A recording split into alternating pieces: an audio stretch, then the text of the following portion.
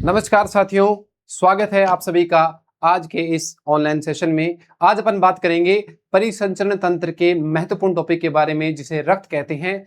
तरल संयोजित ऊतक जिसे कहा जाता है। हर प्रतियोगी परीक्षा में, चाहे वह स्टेट की हो, राजस्थान की हो, पंजाब की हो, हरियाणा की हो, पीटेट हो, पीटीआई हो, किसी भी प्रकार की परीक्षा हो, उसमें से एक या दो प्रश्न आपको जरूर देखने को मिलते हैं। रक्त एक प्रकार का तरल संयोजी ऊतक कहलाता है। रक्त के मुख्यतः दो भाग होते हैं। उसमें जो तरल पदार्थ होता है उसे प्लाज्मा कहा जाता है, जो पीले रंग का होता है, और पीले रंग का कारण बिलिरुबिन है।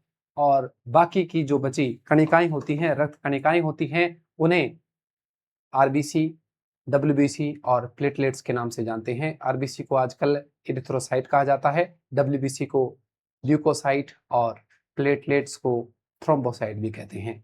तो चलिए बढ़ते हैं अपने आज के इस विशेष टॉपिक पर। रक्त में प्लाज्मा को पृथक करने के लिए हम उसका अपकेंद्रीकरण करवाते हैं, जिसे इंग्लिश में सेंट्रीफ्यूगेशन कहा जाता है।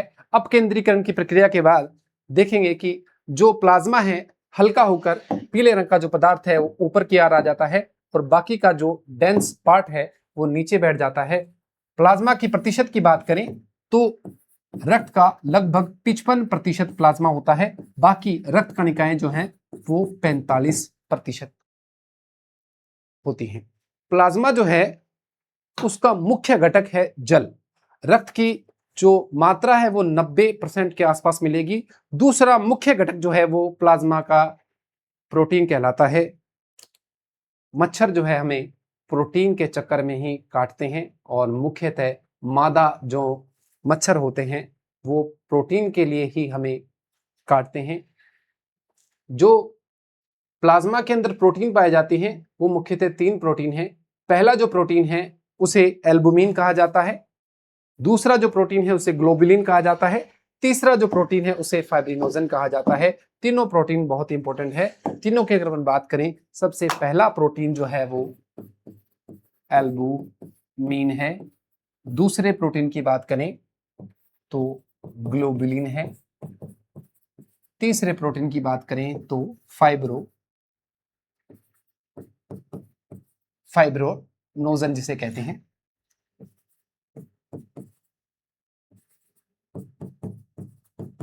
फाइब्रिनोजन प्रोटीन जिसे कहा जाता है। जो एल्बुमिन प्रोटीन है वो ये नियंत्रण करता है कि कितना जल रक्त की अंदर रहेगा, अर्थात नसों में रहेगा। उसे रक्त परासरण कहते हैं। रक्त परासरण का नियमन जो है वो ग्लोबिन से संबंधित है, एल्बुमिन से संबंधित है। ग्लोबुलिन अल्फा, बीटा और गामा प्रकार के होते हैं। इसमें से इंपॉर्टेंट है गामा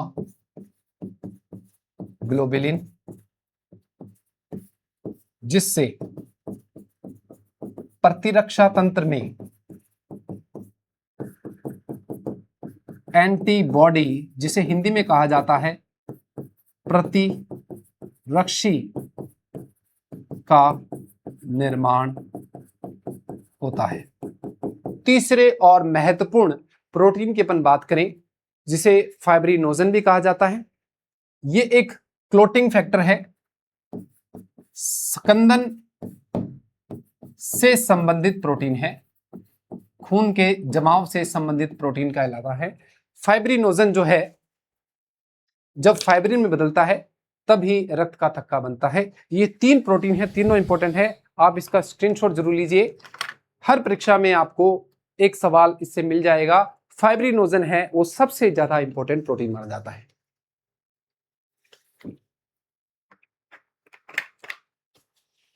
अब इन 3 प्रोटीन के अलावा प्लाज्मा के अंदर गैसें, उत्सर्जी पदार्थ आदि पाए जाते हैं। अब बढ़ते हैं अपन दूसरे कंपोनेंट की ओर, जो 45% होते हैं, जिन्हें रक्त कणिकाएं कहते हैं।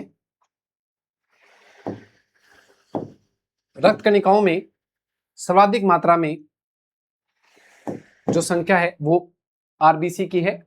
आरबीसी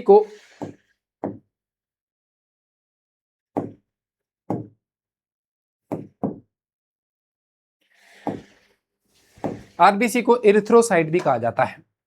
इरिथ्रोसाइट रक्ताणु हिंदी में कहते हैं। आकृति की अगर बात करें,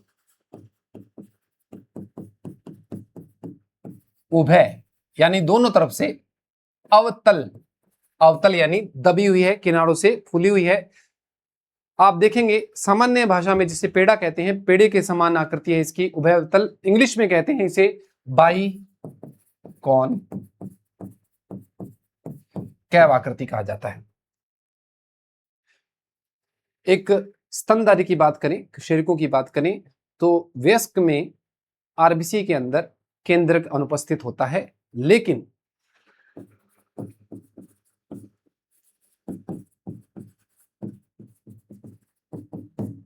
अपवाद की बात करें, ऊंट तथा लामा दो ऐसे जीव हैं जिनके अंदर केंद्रक अनुपस्थित होता है।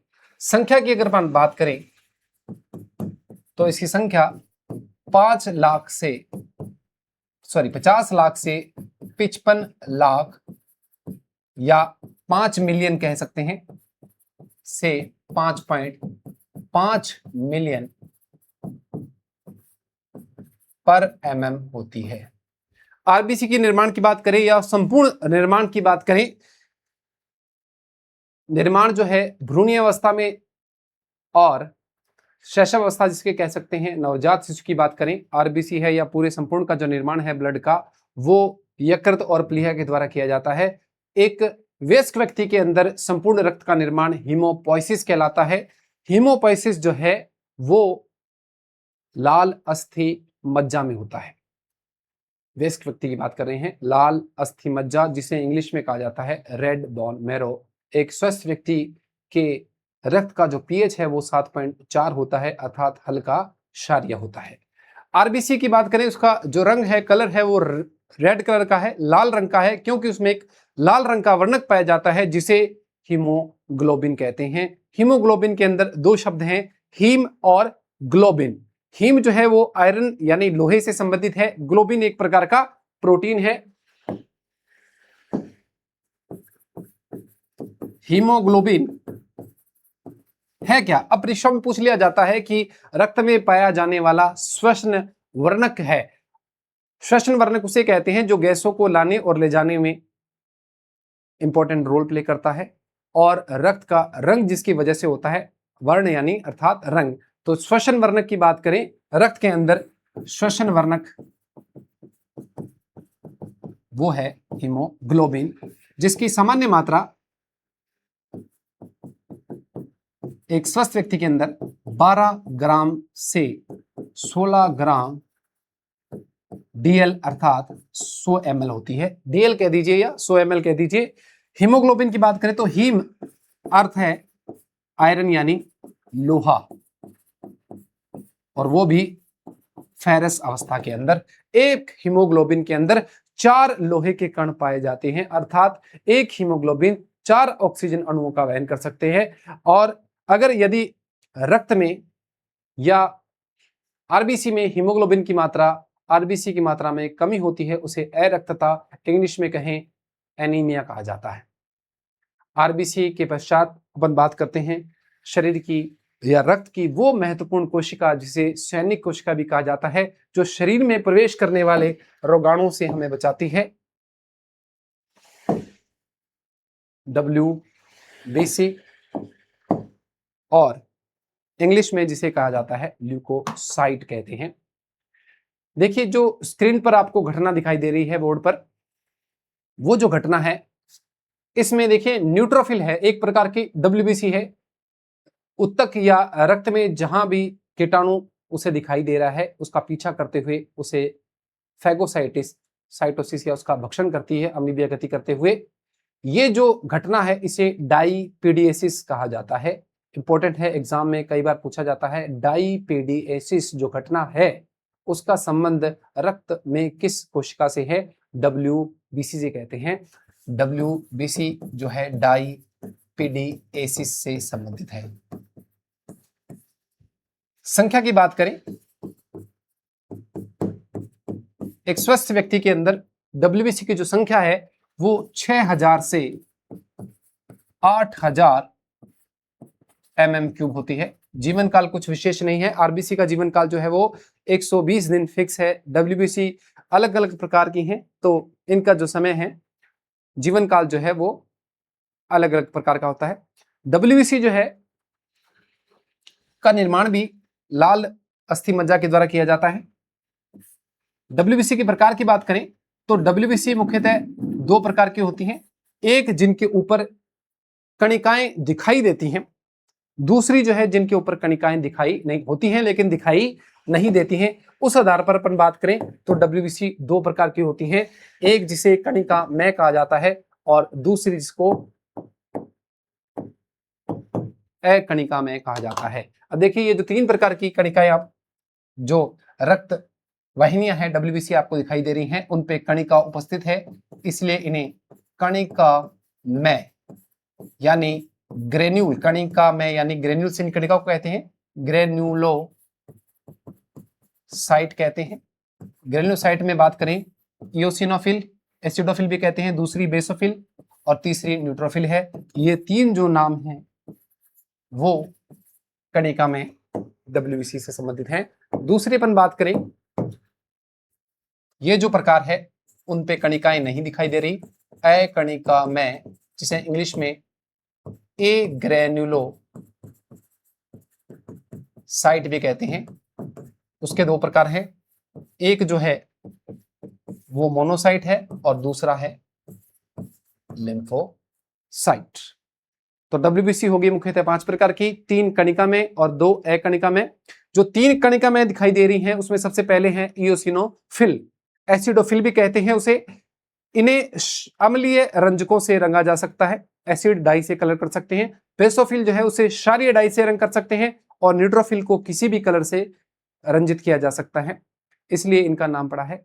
इनके परसेंटेज की बात करें तो इओसिनोफिल जो है वो 2%,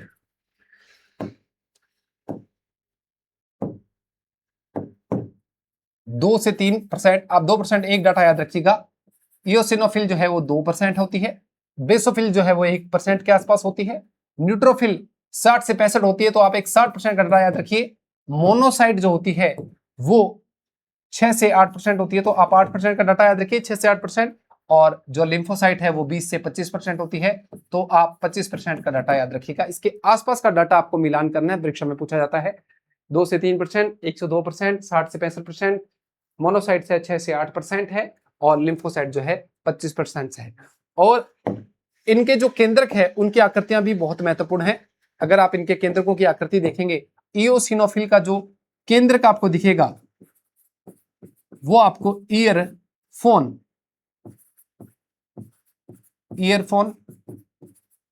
या चश्मे की आकृति का होगा, चश्मे की आकृति का आपको दिखाई दे रहा है। बेसोफिल का अगर आप केंद्रक देखेंगे तो आपको एस आकृति का केंद्रक दिखाई दे। इसमें केंद्रक बाइलोब्ड है, यानी दो पालियां हैं, इनमें 3 लोब्ड है, इसीलिए ये जो केंद्रक होगा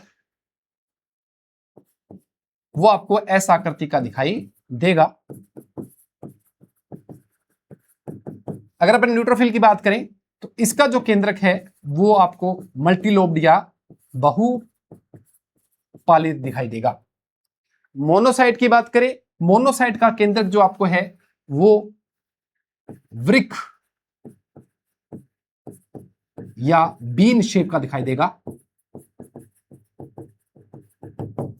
लिम्फोसाइट के केंद्र की अगर अपन बात करें तो उसका जो आकृति है वो आपको स्फेरिकल या गोल आकृति का दिखाई देगा।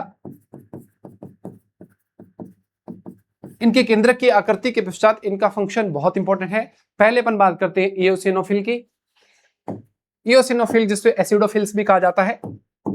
एसिडोफिल्स की संख्या हमारे शरीर में तभी बढ़ती है जब किसी पैरासाइट या परजीवी का संक्रमण होता है। परजीवी जैसे कि एस्केरियासिस, मलेरिया रोग होता है या एस्केरियासिस रोग होता है, तो शरीर में किन कणिकाओं या डब्ल्यूबीसी की संख्या बढ़ जाती है? इओसिनोफिल की। परजीवी जैसे एस्केरिस या मलेरिया के संक्रमण पर संख्या बढ़ जाती है, इनकी संख्या बढ़ जाती है। बेसोफिल सबसे ज्यादा इंपॉर्टेंट है। इससे दो ऐसे रसायन बनते हैं जिससे हर परीक्षा में प्रश्न पूछा जाता है। पहला जो रसायन है उसे हिपेरिन कहा जाता है। हिपेरिन एक प्रकार का प्राकृतिक प्रतिस्कंदक है जो नसों में रक्त को जमने से रोकता है। दूसरा हिस्टामिन है जो एलर्जी के लक्षणों को प्रदर्शित करता है। नाक में पानी आना, छींके आना का संबंध हिस्टामिन से है। हिपेरिन एंटीकोगुलेंट भी कहते हैं इसे, खून को जमने से रोकता है। प्राकृतिक प्रतिस्कंदक कह सकते हैं, एंटीकोगुलेंट कह सकते हैं। और हिस्टामिन जो एलर्जी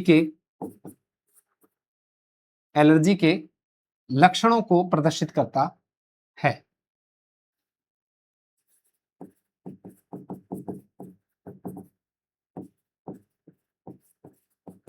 एलर्जी के लक्षणों को प्रदर्शित करता है। एलर्जन का जैसे ही संपर्क होगा, नाक में पानी आना, छींके आना। हिस्टामिन का निर्माण रक्त में बेसोफिल के द्वारा किया जाता है। रक्त से बाहर मास्ट कोशिकाएं जिन्हें कहते हैं के द्वारा स्त्रवण किया जाता है। अब अपन बात करें न्यूट्रोफिल की। न्यूट्रोफिल का संबंध है डाईपीडीएसिस से। डाईपीडीएसिस क्या होता है? मैंने आपको बताया, रक्त से बाहर निकलकर डब्ल्यूबीसी के द्वारा कीटाणु या रोगाणुओं का भक्षण करना डाईपीडीएसिस कहलाता है। अब अपन बात करें मोनोसाइट की। मोनोसाइट जो है बहुत ही बड़ी आकृति में बड़ी डब्ल्यूबीसी है। इसका संबंध भी एक प्रकार से भक्षण से ही है। मोनोसाइट जो है, ये मोनोसाइट एक प्राकृतिक प्राथमिक प्रतिरक्षा का काम करती है। लिम्फोसाइट जो है वो उपार्जित प्रतिरक्षा से संबंधित है। लिम्फोसाइट फिर दो प्रकार की होती हैं, एक जिसे टी लिम्फोसाइट कहा जाता है और एक जिसे बी लिम्फोसाइट कहा जाता है। जब हमने प्लाज्मा पर प्रोटीन की बात की थी तो प्लाज्मा में जो गामा ग्लोबुलिन नाम का प्रोटीन था उससे एंटीबॉडी बनती है। उस एंटीबॉडी को बनाने का काम कौन करता है? बी लिम्फोसाइट करती है। बी लिम्फोसाइट के द्वारा ब्लड में एंटीबॉडी निर्मित होती है। एंटीबॉडी का निर्माण करने वाली कोशिका है बी लिम्फोसाइट। टी लिम्फोसाइट पर एक प्रश्न ज्यादातर पूछा जाता है, एचआईवी का जब भी संक्रमण होता है तो एचआईवी का वायरस टी लिम्फोसाइट की एक प्रकार पर अटैक करता है जिसे टी हेल्पर कहते हैं, उसे नष्ट करता है। एचआईवी टी हेल्पर को नष्ट करता है। ये जितने भी प्रकार के डब्ल्यूबीसी हैं इनसे संबंधित इंपॉर्टेंट जो भी बातें थी मैंने स्क्रीन पर लिख दी है। आप इनका स्क्रीनशॉट जरूर ले लीजिए, कॉपी में नोट कर लीजिए। आपको किसी ना किसी परीक्षा में 100% गारंटी के साथ एक प्रश्न जरूर मिलेगा।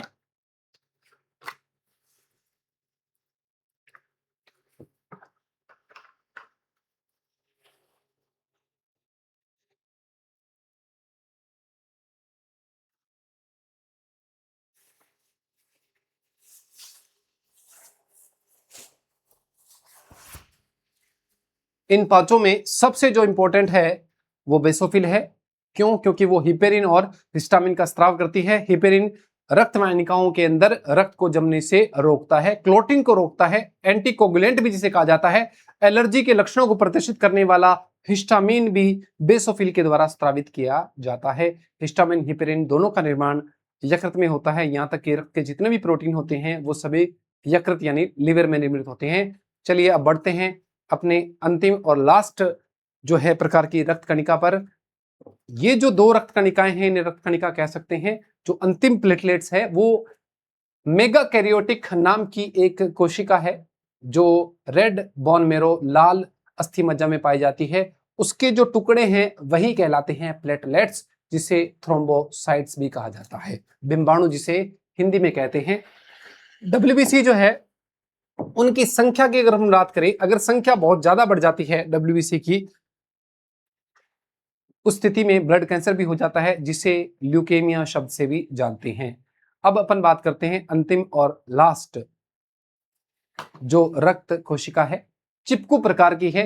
रक्त वाहिनी में जहां भी उसे कोई भी डैमेज, कोई भी टूट फूट दिखाई देती है, वहां पर चिपक कर उस रास्ते को बंद करती है, यानी प्लग फॉर्मेशन करने का काम करती है। रक्त स्कंदन में भी सहायक है। देखिए ध्यान से सुनिएगा, रक्त स्कंदन की जो प्रॉपर्टी है वो प्लाज्मा में पाए जाने वाले फाइब्रिनोजन की है, उसमें हेल्प करने का काम प्लेटलेट्स करती हैं। रक्त स्कंदन से संबंधित हैं, खून को जमाने से संबंधित है। डेंगू के समय इनकी संख्या कम हो जाती है। इनको निर्मित करने के लिए अगर अपन प्लेटलेट्स की बात करें या फाइब्रिनोजन की बात करें, इन सभी को निर्मित करने के लिए जो विटामिन के है वो बहुत जरूरी होता है। संख्या की अगर अपन बात करें, प्लेटलेट्स की जो संख्या है वो 1.5 लाख से 3.5 लाख प्रति घन mm³ होती है, और ये मेगा कैरियोटिक नामक